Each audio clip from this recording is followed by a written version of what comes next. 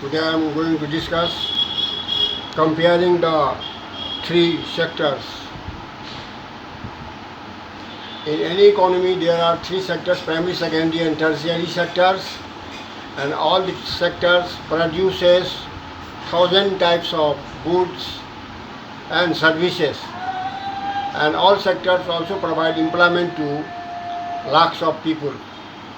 And so the enumeration of GDP is a very difficult and Herculean task for the planners.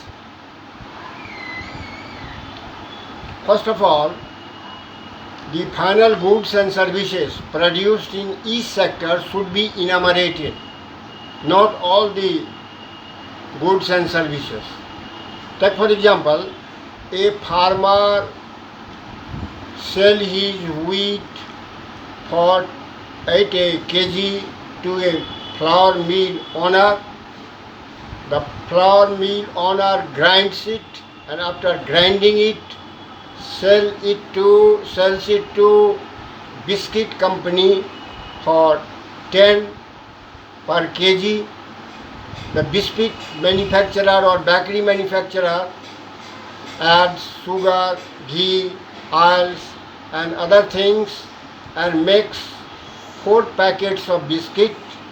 Each cost 15 rupees, and so the total production is 60 rupees here.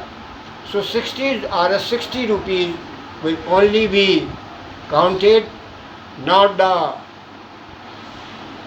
cost of the wheat, which is 8 per kg, or the farmer sells it to a mill owner for 10. If we will count all these, then there will be double counting. So the final goods and services should only be counted for making GDP. GDP is the sum total of all the final goods, the sum total of all the final goods and services produced in all sectors of the economy in a financial year.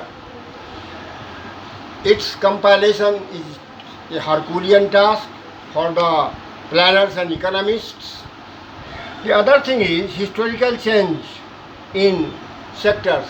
In the initial phase of development, in most of the developed countries, most of the people were engaged in primary sector. After the advancement of agriculture and much more production, some people migrated to industrial sector, which was rising at that time. So manufacturing sector became dominant, and in the last 100 years a service sector or tertiary sector emerged in most of the developed countries. Likewise in India too, most of the labor force is still engaged in agricultural sector, but the contribution of GDP is highest given by the service sector. So the role of service sector is much more important in India, but in respect of employment, primary sector is still dominating. In each and every country, one sector is dominating. In the developed countries, industrial sector is much more developed, and therefore they are much more developed and rich nations. Unlike developed nation in India, much more people are still engaged in the primary sector because the industrial sector is still in the burgeoning stage, and this is the contrast. Thank you.